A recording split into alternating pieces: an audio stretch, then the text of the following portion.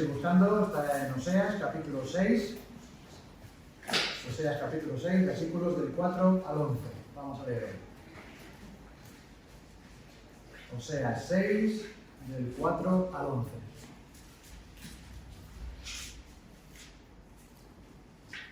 Muy bien, pues vamos a poner este tiempo en manos del Señor, vamos a orar para que el Señor nos dirija a través de su palabra.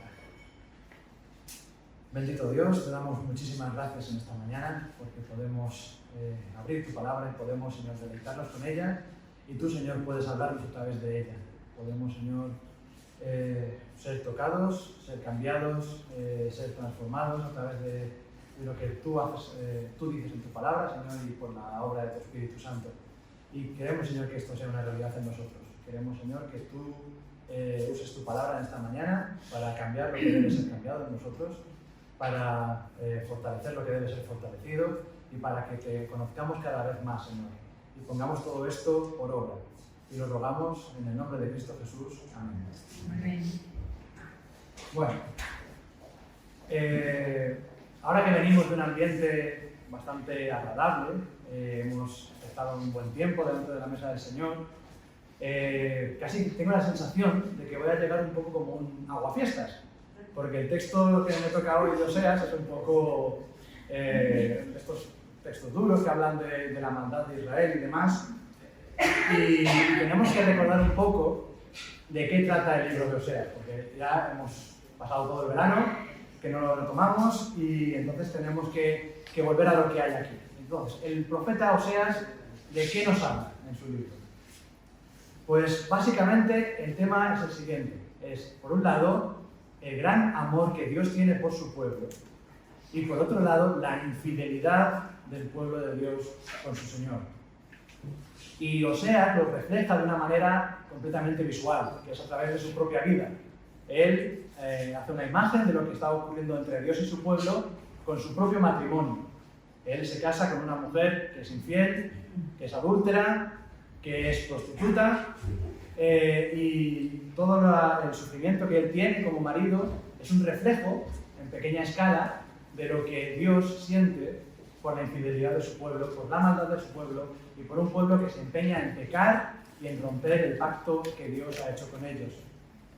Y es una historia que se va repitiendo durante todo el libro.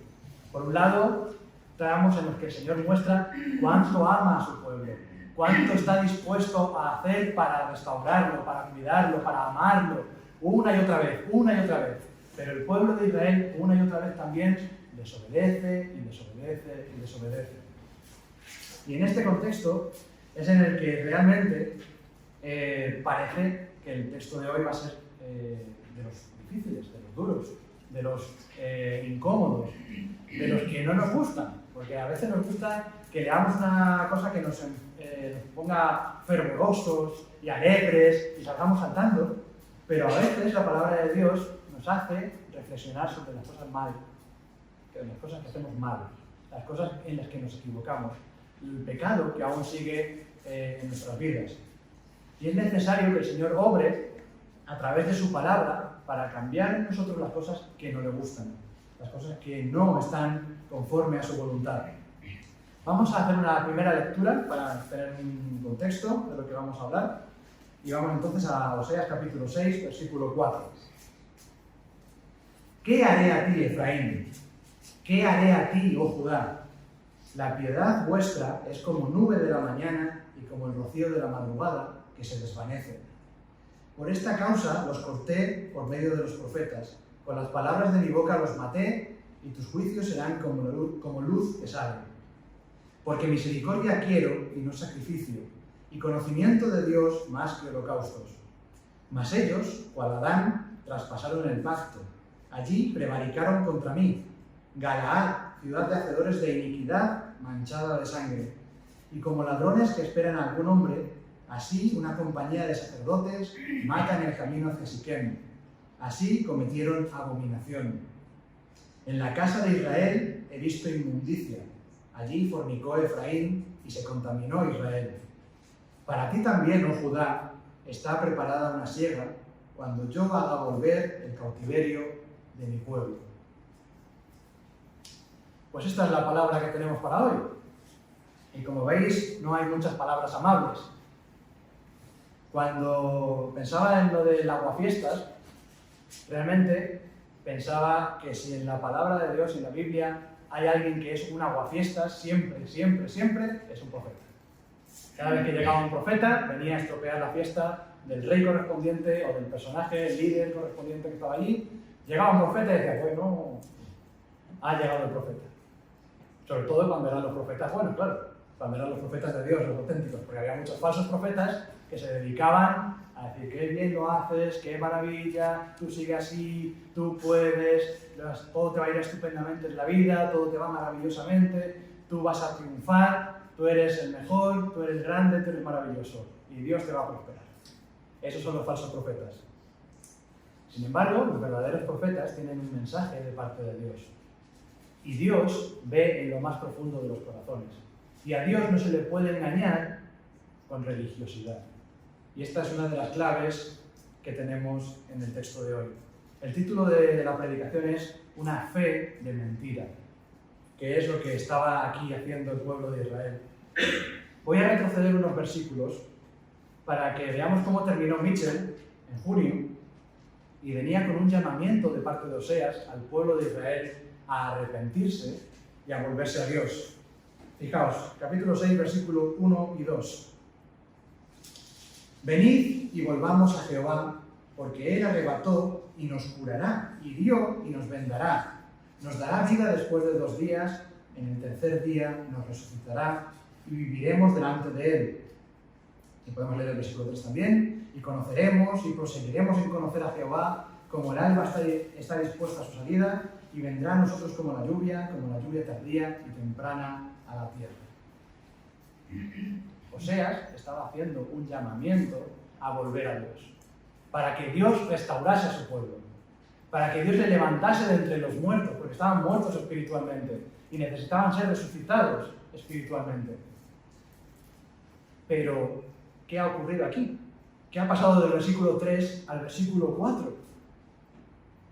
Pues que entonces habla Dios y dice, ¿qué haré a ti? ¿Qué te voy a hacer? ¿Qué voy a hacer contigo, Efraín? Y recordamos que Efraín es una forma más de referirse a Israel, el reino del norte. ¿Qué haré a ti, oh Judá, reino del sur? ¿Qué voy a hacer con vosotros? ¿Qué voy a hacer con vosotros? ¿Cuál es el problema que tiene Dios con Israel y con Judá? ¿Cuál es el problema? Que ellos a veces dicen, sí, vamos a volver a Dios, sí, vamos a volver a hacer los sacrificios, sí, vamos a volver a hacer holocaustos, sí, vamos a volver a celebrar las fiestas. Pero ¿sabes qué? Que vuestra piedad es como la nube de la mañana y como el rocío de la madrugada que desaparece. ¿Todos habéis visto el rocío por la mañana? Supongo. A lo mejor los más jóvenes no, porque están encerrados en casa y no salen al campo y no ven los campos llenos de rocío. Y lo que dura el rocío no dura nada. Apenas sale el sol y se deshace. Desaparece el rocío. Pues así como desaparece el rocío, o como desaparecen esas nubecitas que están en el cielo antes de amanecer y sale el sol y el sol las deshace, pues así era el fervor que tenían ellos por Dios. Así era su fe. Así era su religión.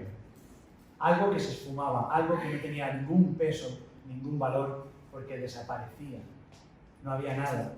Venga, vamos a hacer un montón de actos religiosos. Vamos a hacer la Pascua y vamos a hacer esta otra fiesta y los tabernáculos y los sacrificios de esto y los sacrificios de lo otro y esto y esto y esto y esto y esto. Pero luego, al día siguiente, nos hemos olvidado.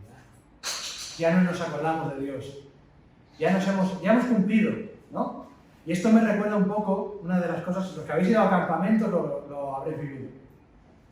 Cuando estás en un campamento, cuando eres joven, hay un gran subidón. El gran subidón del campamento. ¡Oh, qué maravilla! ¡Bien, bien! ¡Qué lleno estoy! ¡Qué espiritual estoy! ¿Y cuánto te dura eso? Al día siguiente ya estás discutiendo con tus padres. ¿Por qué? ¿Qué ha pasado? Pues que lo que había pasado en el campamento no era totalmente real. Algo estaba ahí, no se ha sustentado, no ha sedimentado eso allí. Se ha quedado en lo etéreo y cuando ha llegado la dura realidad, cuando ha llegado la luz del sol, se ha desvanecido. ¿Cuántas veces, en cuántas campañas había dicho que levanten la mano los que quieren entregarse al Señor? Y mucha gente levantaba la mano y al día siguiente se volvía a ir de borrachera con sus amigos. ¿Por qué? Porque estaban conmovidos en el momento, momentáneamente, superficialmente, pero no tenían ningún peso. ¿Cuánta gente puede, con el poder de su propia lengua, conmover a la gente, hacer que lloren, hacerte sentir mal por cómo eres, por lo que haces o por lo que sea que estás viviendo? Yo podría, si tuviera esa capacidad, poneros a todos a llorar y dejar a todo el mundo por los suelos y todos, ¡ay, madre mía, arrepentidísimos estamos! Y eso duraría hasta que yo me fuera. Enseguida volveríamos todos a nuestro quehacer, a nuestra vida rutinaria y no pasaría nada. ¿Por qué? Porque la verdadera devoción a Dios, el verdadero amor a Dios, la verdadera piedad hacia Dios, solamente puede venir de Dios mismo. Solamente puede venir de Dios mismo. Todo lo que hacemos nosotros, todo lo que nosotros construimos con nuestras fuerzas, por muy bien intencionados que seamos, se va a caer como un castillo de naipes. No se va a sujetar, porque no tiene fuerza. Porque si no viene de Dios mismo, no tiene fuerza. Y es lo que le ocurría a Israel. Israel no se había entregado realmente a Dios. Judá no se había entregado realmente a Dios. Eran el pueblo de Dios, eran el pueblo escogido, pero aún así, constantemente iban tras los ídolos, iban tras las riquezas, iban tras el orgullo, iban tras los homicidios, iban tras el adulterio, iban tras todas esas cosas. Porque eso les interesaba más que Dios. Y de vez en cuando volvían a sus costumbres, a sus ritos, a sus sacrificios, y con eso decían, ya hemos cumplido y con esto Dios nos tiene que ayudar.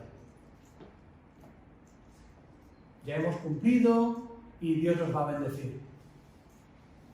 Yo voy todos los domingos a la iglesia y con eso he cumplido y Dios me tiene que ayudar durante la semana. No va por ahí. No va por ahí. Esta fe no es real, no está sustentada en la realidad, no está sustentada en la roca, de la que hablaré después.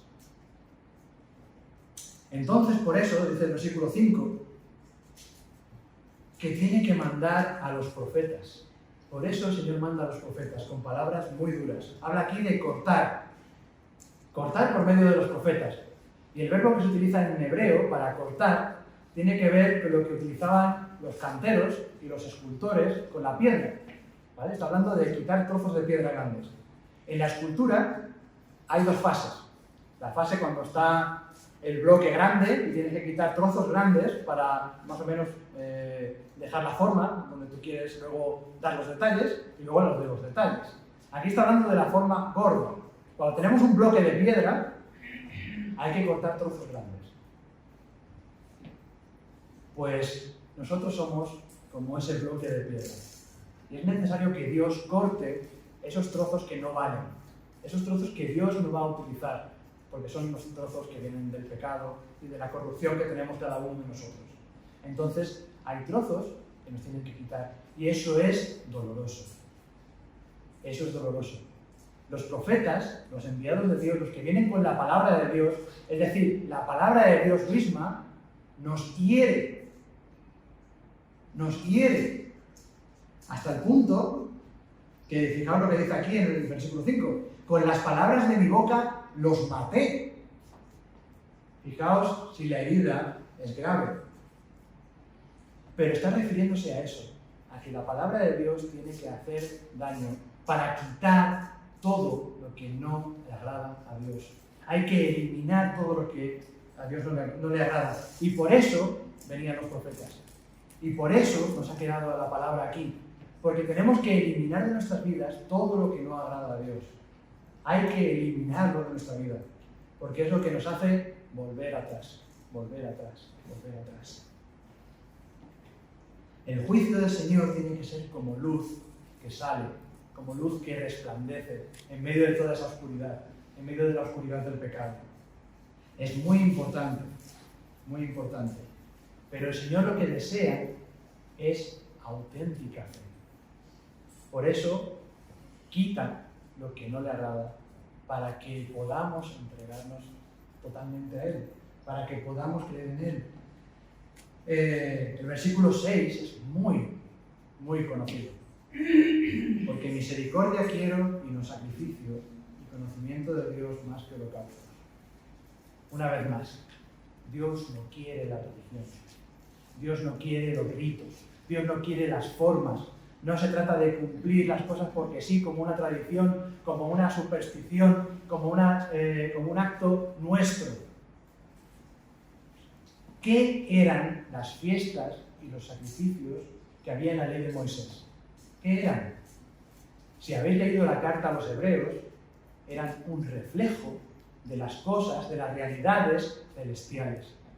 Eran para que nosotros aprendiéramos lo que había más allá, para que nosotros experimentásemos lo que había en los cielos, lo que estaba fuera de nuestro alcance, para que pudiésemos vislumbrar un poco y que luego se iba todo a cumplir en Cristo. Era ese el propósito de los sacrificios, de los holocaustos, de las ofrendas, de las fiestas. Era ese y no otro. No era, si yo hago esto, Dios me bendice. Si yo hago esto otro, Dios me ayuda. Si yo hago esto otro de acá, entonces Dios me saca de mis problemas. No funciona así. Dios no es el genio de la lámpara. Dios no es alguien al que tú le pagas, me sobornas y entonces te ayuda. Dios no funciona así. Dios es un Dios de amor, que da amor y pide amor.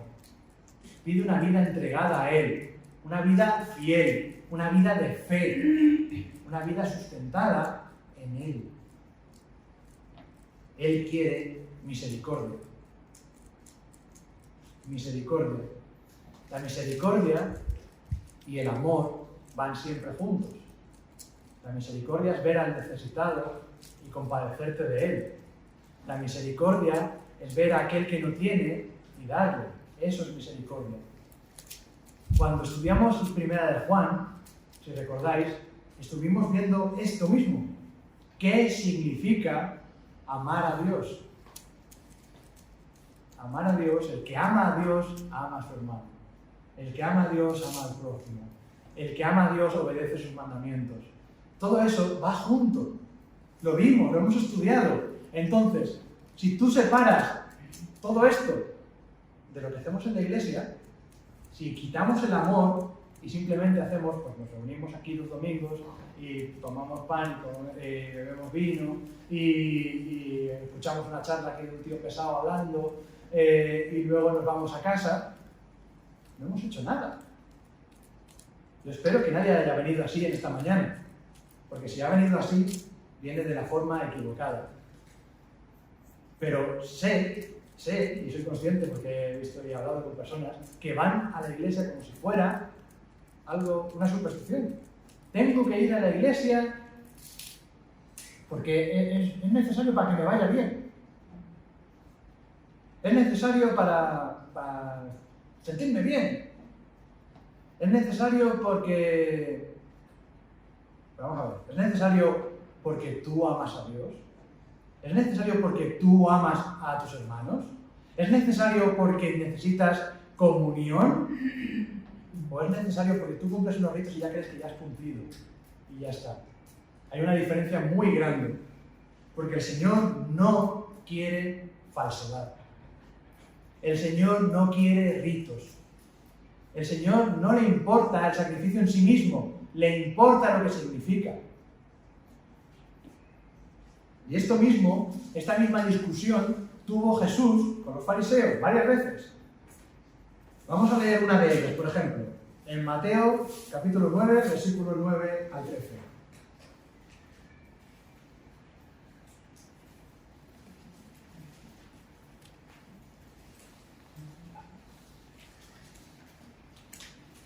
Es cuando Jesús llama a Mateo, precisamente. Mateo 9:9.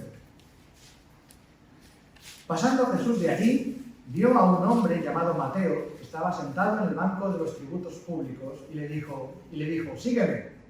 Y se levantó y le siguió. Y aconteció que estando él sentado a la mesa en la casa, he aquí que muchos publicanos y pecadores que habían venido se sentaron juntamente a la mesa con Jesús y sus discípulos.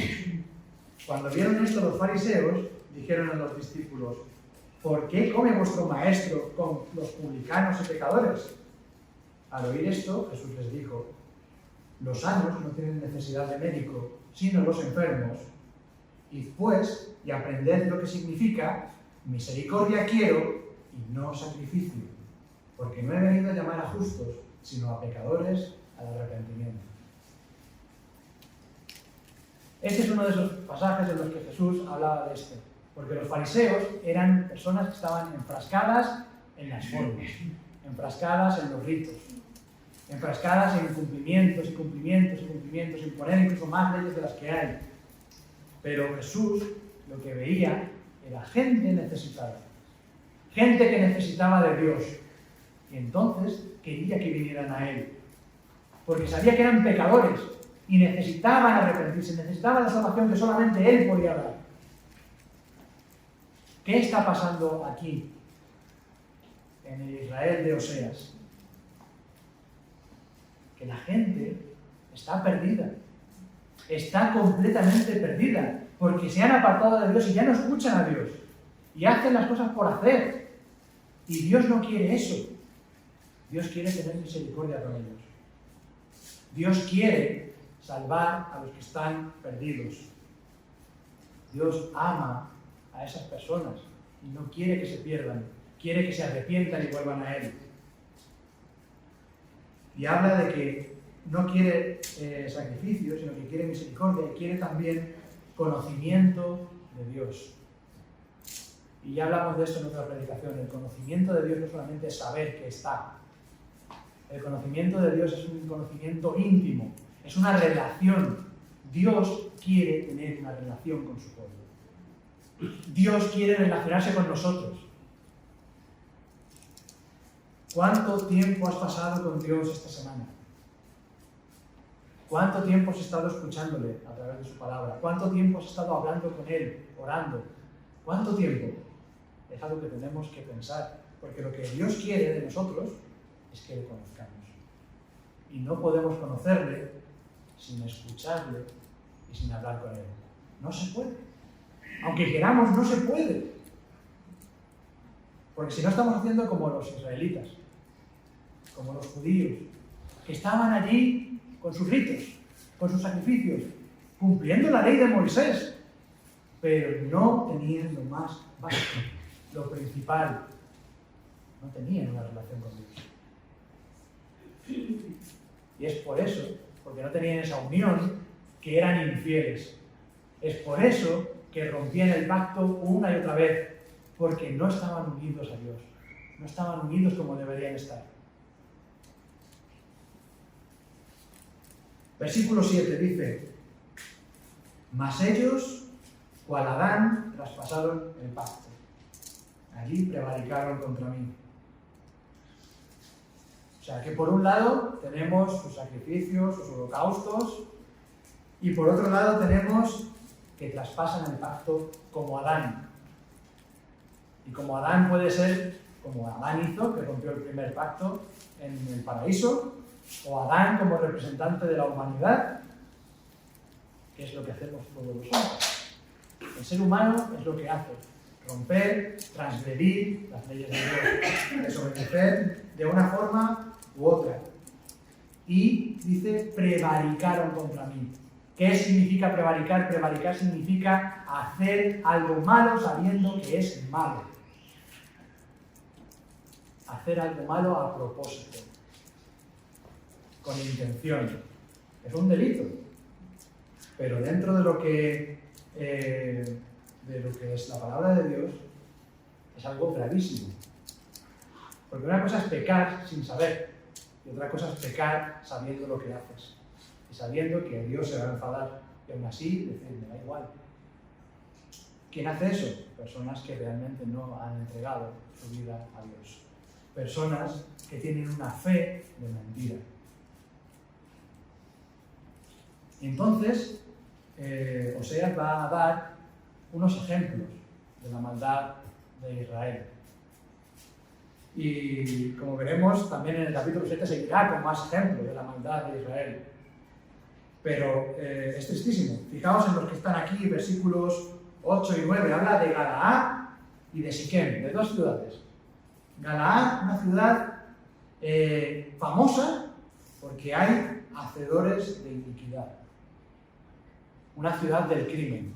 Una ciudad, dice, manchada de sangre. Galaad era un ejemplo de la maldad de Israel. Se había hecho famosa por las barbaridades que se cometían allí. Era algo desastroso, pero la fama había llegado y se había extendido. ¿Os imagináis que vuestra ciudad fuera famosa por sus crímenes? ¡Qué maravilla, qué orgullo de ciudad!, ¿verdad? ¿Os imagináis que vosotros, siendo cristianos, fuerais famosos por vuestras maldades? ¡Qué desastre! ¡Qué desastre! Pues aquí tenemos al pueblo de Dios con ciudades donde la fama es por ser una ciudad manchada de sangre, llena de iniquidad. Algo horrible. Pero peor aún incluso es lo de Siquem. Siquem era una de las ciudades de refugio. Según la ley mosaica, cuando alguien cometía un asesinato sin querer, ¿vale?, cuando había sido sin intención, para que no hubiera castigo sobre esa persona, tenía que ir a una ciudad de refugio donde allí se preservaba su vida y tenía que quedarse allí hasta que cumpliera con su pena. Todo el tiempo tenía que quedarse allí en esa ciudad. Esa ciudad tenía que ser un refugio, algo para cuidar a aquellas personas que habían cometido ese delito sin intención. Porque Dios había provisto ese tipo de ciudades para este tipo de situaciones. Pero ¿qué dice aquí que está ocurriendo? Que como ladrones esperan a algún hombre, así una compañía de sacerdotes, imaginad en el camino a Siquem, que va a llegar gente que necesita refugio, pues a gente como si fueran ladrones ahí apostados a los lados del camino, escondidos, para asaltar a este que viene a Siquem. Es un asesino, matémosle, ¡pum! Y lo matamos. Eso es lo que estaban haciendo los sacerdotes. Exactamente lo contrario de lo que Dios les había dicho que hicieran. Lo contrario. En vez de permitir que fuera refugio para este tipo de personas, los mataban. Estaban, por tanto, como dice al final del versículo 9, cometiendo abominación. Y cuando Dios utiliza la palabra abominación, es que estamos hablando de un pecado de extrema gravedad. Algo que va contra la misma naturaleza. Eso es la abominación. Pues así llama Dios a eso. Porque son sacerdotes asesinando. Las personas dedicadas a servir al Señor, asesinando a personas. Esa era la maldad. Por tanto, en el versículo 10, resumiendo, en la casa de Israel he visto inmundicia, suciedad, asquerosidad. Allí fornicó Efraín y se contaminó Israel. Esta semana estuve viendo acerca de unas personas. Hay personas que tienen un problema psicológico y que se quedan encerradas en sus casas. Eso ocurre mucho, sobre todo en países como Japón y demás. Pero aquí también los hay. Personas que se quedan encerradas en su casa y que están en una casa viviendo llenos de basura. Con bolsas de basura, y entras en esa casa y el hedor es tal que a veces la gente, los vecinos piensan que alguien ha muerto. Porque es una peste insoportable. Pues así era Israel. Como una casa llena de inmundicia, llena de basura, llena de porquería. Porque si la basura la tenemos en casa y en un día huele fatal y ya no lo podemos aguantar y tenemos que tirarla a la basura, imaginad vivir todos llenos de basura. Así es como veía Dios al pueblo de Israel y a Judá. Los veían inmundos, los veía fornicarios, los veía contaminados. Y por si no queda claro de que no se está refiriendo solamente a Israel, en el versículo 11 le da un toque a Judá, le dice: para ti también, oh Judá, está preparada una siega cuando yo haga volver el cautiverio de mi pueblo. Es decir, ahora me estoy enfocando mucho en Israel, pero el reino del sur también va a ser castigado. Y quiero que esto quede claro. Luego lo va a ver en más detalles.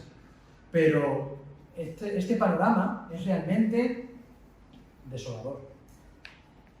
Estoy viendo las caras y no veo muchas sonrisas, veo todos caras de sufrimiento casi. Entonces, ¿qué podemos hacer aquí? ¿Qué nos dice este texto a nosotros? ¿Cómo esto nos puede animar a servir a Dios de mejor manera? ¿Cómo nos puede esto subir nuestra calidad espiritual? ¿Cómo podemos utilizar esto para bien? Pues bien, tenemos que ir viendo, como hemos dicho, todo lo que ocurría en el Antiguo Testamento con el sistema sacrificial era algo que apuntaba a Jesús. ¿Qué tenemos nosotros? ¿Qué nos identifica? ¿Qué nos llamamos? Nos llamamos cristianos. ¿Por qué? Porque tenemos a Cristo. Y Cristo es la clave de todo esto. Si en el versículo 2 hemos visto antes, nos dará vida después de 2 días y en el tercer día nos resucitará y viviremos delante de Él. Esto de 2 días y el tercer día nos resucitará nos recuerda a Jesús. Pero aquí se está refiriendo al pueblo de Israel que debía ser resucitado por Dios. Pero lo que el pueblo de Israel no pudo hacer, por su maldad y por su pecado, sí lo pudo hacer Cristo. Y eso es lo que tenemos que aprender. Que donde el hombre fracasa, Cristo triunfa. Donde nosotros fracasamos, Cristo vence. Entonces tenemos que tener eso claro y buscar a Jesús. Porque Jesús es el que ha vencido al pecado. Jesús es el que ha vencido y se ha enfrentado contra toda esta hipocresía, contra toda esta religiosidad. Eso no es lo que Jesús nos enseñó. Y nosotros somos cristianos. Lo vuelvo a repetir. Nosotros hemos puesto nuestra fe en Cristo. Nuestra fe no está puesta en nosotros, en lo que nosotros podamos hacer o dejar de hacer, sino que está puesta en lo que Cristo ha hecho ya. Y entonces, si nuestra fe está puesta en Cristo de verdad, ya no es una fe de mentira, como tenía aquí el pueblo de Israel. Se convierte en una fe auténtica. Y esa fe auténtica va a hacer que triunfemos, porque no está en nosotros, sino en Jesús. Y Jesús, a través de su Espíritu Santo, obra en nosotros. Obra en nosotros. Y cambia, con su palabra, cambia lo que debe ser cambiado. Y corta lo que debe ser cortado. Hay cosas en tu vida que a Dios no le gustan. Y las va a cortar. Y te va a doler. Y me lo aplico a mí. Y digo, David, hay cosas en tu vida que a Dios no le gustan. Y las va a cortar. Y te va a doler. Pero gloria a Dios por eso. Gloria a Dios por eso. Porque yo prefiero 1000 veces la escultura final que ese bloque feo de piedra. Yo quiero ver lo que Dios va a hacer. Yo quiero ver la obra de Dios. No quiero ver el bloque de piedra. Yo no soy un bloque de piedra. No quiero ser un bloque de piedra. Quiero ser una obra de arte de Dios. Quiero ponerme en sus manos. Esta mañana cantábamos acerca del vaso del alfarero. Tenemos que ser moldeados por el Señor. A veces golpeados, a veces rotos, a veces quebrantados. Pero al final, con la forma que Dios quiere. Conforme, es decir, con la forma de Cristo. Eso es a lo que somos llamados cada uno de nosotros. Nosotros hemos sido llamados a no hacer lo malo, sino a hacer lo bueno. Pero no por nuestros méritos, sino por los méritos de Jesús, que nos ha salvado de la muerte, de la esclavitud. Nos ha sacado de esa casa de inmundicia, esa casa de basura. De allí nos ha sacado el Señor. Nos ha rescatado y nos ha sacado de allí. Y no tenemos que ser como los cerdos que vuelven a revolcarse en la sociedad. Porque a veces somos un poco así y tenemos que reconocerlo. que a veces queremos volver atrás y volvemos a nuestro pecado y queremos volver ahí, pero ¿qué ocurre? Que si nuestra fe es auténtica, nuestra conciencia no nos deja tranquilos. Porque el Señor ha grabado en nuestro corazón a fuego, con su Espíritu Santo, ha grabado que es nuestro Señor.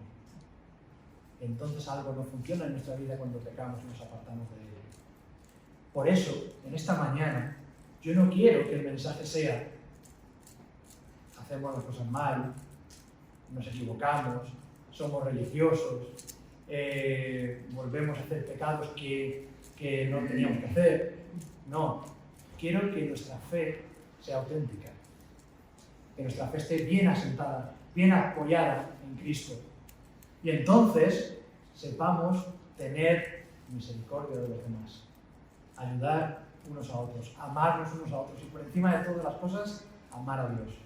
Y si amamos a Dios, obedecemos sus mandamientos. Un texto solamente acerca de la verdadera religión. Porque hay una verdadera religión. Vamos a Santiago, capítulo 1, y versículo 19 en adelante.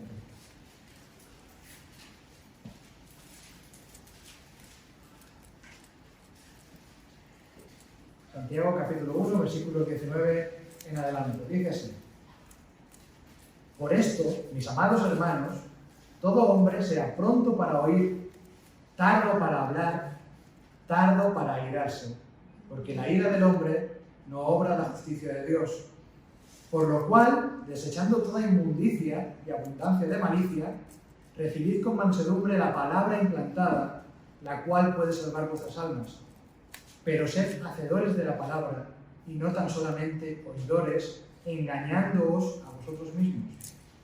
Porque si alguno es oidor de la palabra, pero no hacedor de ella, este es semejante al hombre que considera en un espejo sus rostros naturales, porque él se considera a sí mismo y se va, y luego olvida cómo era. Mas el que mira atentamente en la perfecta ley, la de la libertad, y persevera en ella, no siendo oidor olvidadizo, sino hacedor de la obra, éste será bienaventurado en lo que hace. Si alguno se cree religioso entre vosotros y no refrena su lengua, sino que engaña su corazón, la religión del tal es vana. La religión pura y sin mácula delante de Dios el Padre es esta: visitar a los huérfanos y a las viudas en sus tribulaciones y guardarse sin mancha del mundo. Fijaos todas las cosas que nos dice aquí Santiago. Tenemos que ser no solamente oidores, porque oír, ¿qué ocurre?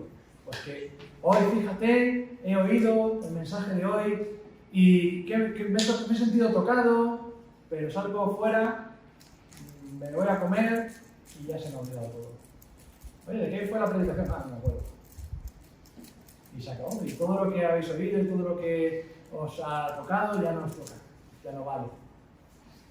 Pero si quieres poner por obra la palabra de Dios, vas a ponerte y vas a decir de rodillas delante del Señor: Señor, yo quiero obedecerte.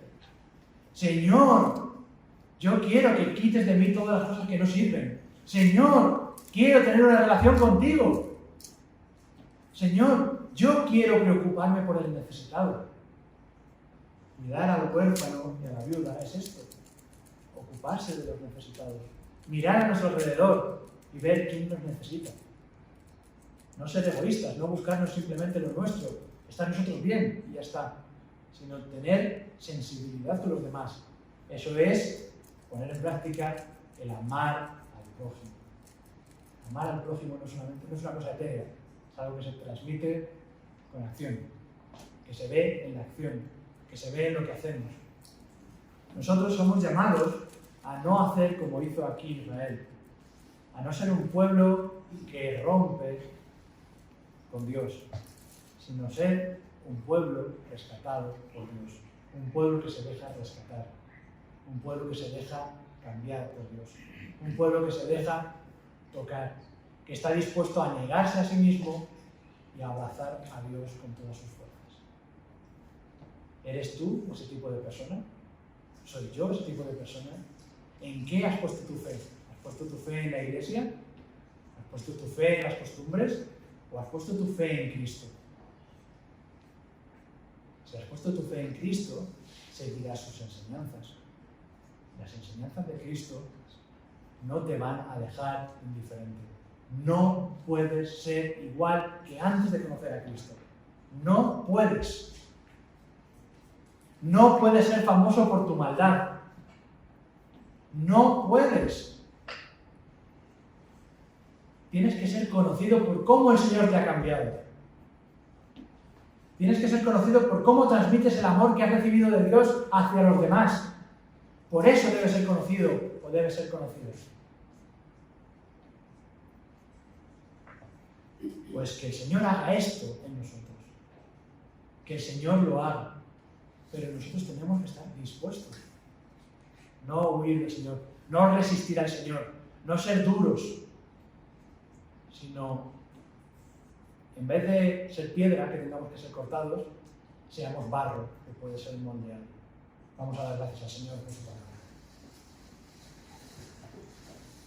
Señor y Dios nuestro, Señor, te damos muchísimas gracias por tu palabra. Gracias, Señor, porque tu palabra no nos puede dejar indiferentes, sino que nos hace reaccionar y nos llama la atención sobre aquellos aspectos que tenemos que cambiar delante de ti. Pero no podemos hacerlo en nuestras fuerzas. No podemos, Señor, valernos por nosotros mismos. Te necesitamos a ti. Necesitamos que tu Espíritu Santo obre en nosotros. Queremos, Señor, ponernos en tus manos, Señor, para ser moldeados, para ser agitados, para ser golpeados, para ser cortados, o lo que sea que tenga que ser, Señor. Pero queremos servirte a ti. Queremos ser para ti. Queremos, Señor, amarte.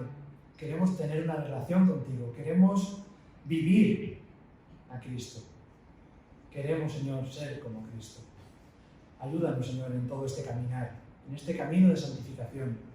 Ayúdanos a mantener nuestra fe pura y sin mancha, para que podamos transmitirla también a otros. Y, Señor, si queda aquí alguien que aún no se ha entregado verdaderamente a ti, Señor, toca su corazón. Toca su corazón para arrepentimiento de sus pecados, para que entregue su vida a Cristo, para que acepte el sacrificio que Él hizo en su favor. Señor, que podamos, Señor, gozarnos juntamente y podamos disfrutar de esta vida que tú nos das, la vida plena, la única vida plena que es en ti. Pues bendito seas tú, Señor, y ayúdanos a no ser oidores, sino hacedores de tu palabra. En el nombre de Cristo Jesús lo pedimos. Amén.